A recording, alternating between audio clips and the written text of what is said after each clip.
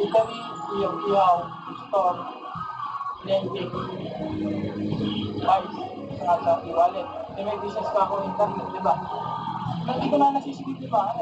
Sayang ko yan.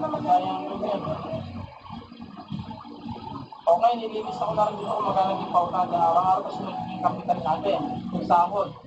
Tapos yung operating expenses kung magkano ba nakikita dito. Kung baga nakasama rin lang yan ang hindi malaki ng papasok na pera sa atin. Yan ang kalagi mapalaki pa. Kaya nyo nga po na 10, 40, ito lang. Kung minsan po kaya dapat imahan natin yung mga 15, 16 mag-isip pa kayo. Kasi pag tumaas yan, pataas ko din tayo yan. Makabayaran nila. Kaya wala ng problema kung hindi mo kayong tao. Tapos mag-isip pa tayo ng magkawan kung pwede yung business. Dati sali, may utang pa yun. Sige dito po 20-20. Sa 1-1 o 1-2. Kaya yan yun eh, alas yung mga pautang.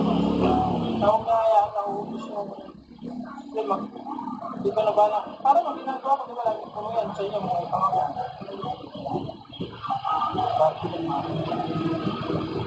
Kasi ito na ibubukot na araw-araw.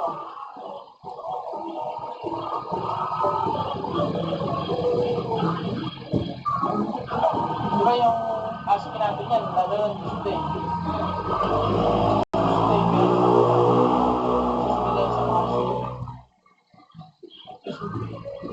So, ang weekly, sa Friday po, 1,120 isang Tuesday, 1.9. Sa isang week, ano siya, 6,020 rolls. Kaya dinivide ko siya kung magkano siya daily. 6,020 na yan, is 873 daily. Tapos kung sa rent, yung bahay nyo, bahay nyo kaya ni Jackie, magawas ko sa mga nila. So nga dapat ang pwede natin pakutang sa akin araw-araw, is maximum 75 lang sila. Hindi, lumalit pa sila. 200 lang. Kaya malaking bagay yun. Imbis na pagpunan ko pa sa video, may kumalalo. Pala yung kailangan para malalo.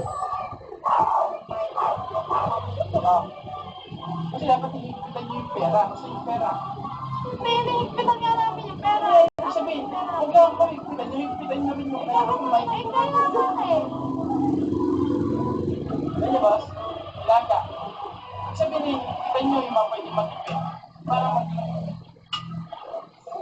Ako yan. o tapos yung sa tubig, 1.5, create 7,000 monthly.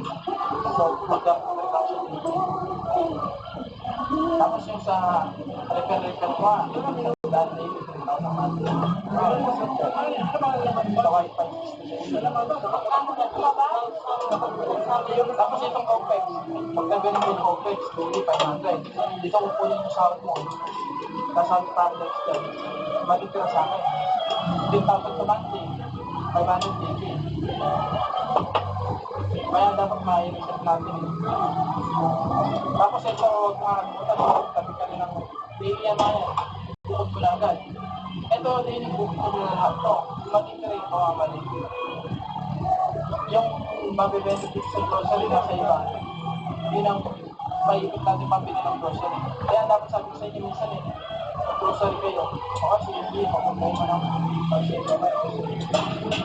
grocery kayo. Nasasayang rin ang titipid natin